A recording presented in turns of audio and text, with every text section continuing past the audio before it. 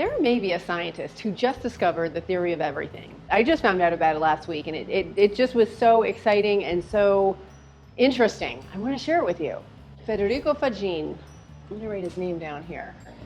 Now, he had created the microprocessor, the touch screen, the touchpad, and he was working on creating conscious AI. So his mind was in that space of trying to find out how to make these computers conscious, which frankly terrifies me because I didn't really want my computer to be conscious. And thankfully, according to his new theory, our computers can never become conscious. So that is a big relief. Many people have done meditations and felt collective consciousness, but he was approaching it from a scientific method, from mathematics, from ones and zeros. Federico was at his beautiful Lake Tahoe house with his family over a Christmas break. He got up in the middle of the night, had a drink of water, went back to sleep, went back to bed, waiting to go to sleep, and all of a sudden, his chest exploded with beautiful white light. He wasn't having a heart attack, which I thought at first. And he said he felt love 10,000 times or more powerful than he'd ever felt before. It was peace, joy, and love. He was able to put his need for facts aside and go into his feelings. He said he was out of his body, yet he was there in his body. He was the observer and the observed at that exact moment. And he was everything. He realized that the universe is made of love. And that makes me feel so good because he's a scientist. And he was at the pinnacle of his career. He had a successful business he was running. He was an inventor of many amazing technologies. He had a beautiful family. He had it all. He had everything the outside world tells us that we need to be happy. And yet he was not happy.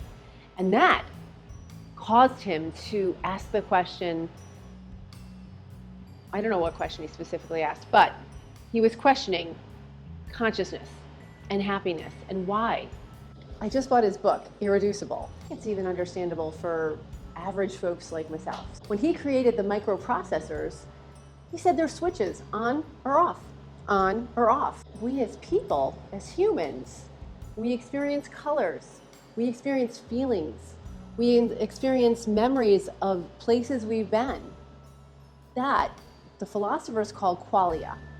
And that's different things that are not replicatable.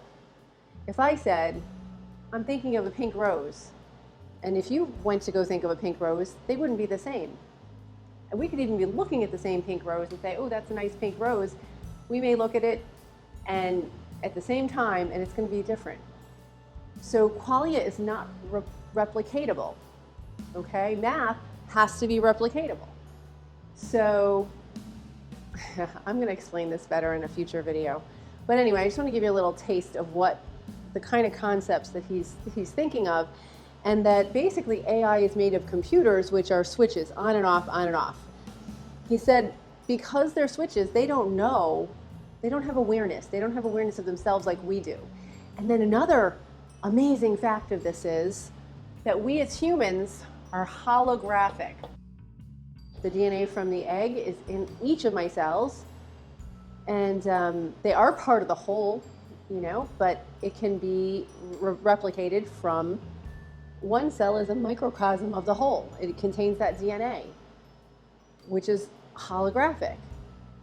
Whereas microprocessors, they're just part of it. And they don't have the whole computer in their little microprocessor chip. What he also says is that we have consciousness, and that's the desire to know ourselves.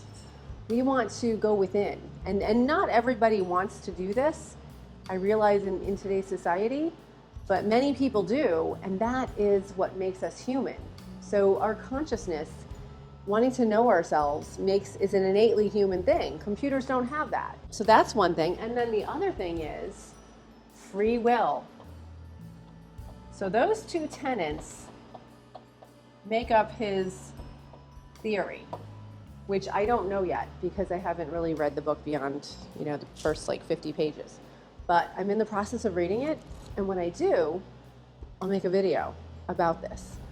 But basically, it's very hopeful for humans that AI does not have free will or consciousness, therefore it cannot be sentient, okay? I had a big fear of AI taking over and killing us all. Maybe I've watched too many movies, but according to his theory, that cannot happen.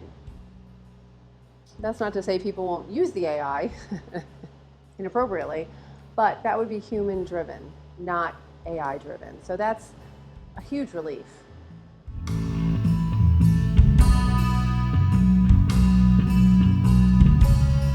Stay tuned because we'll get into this book.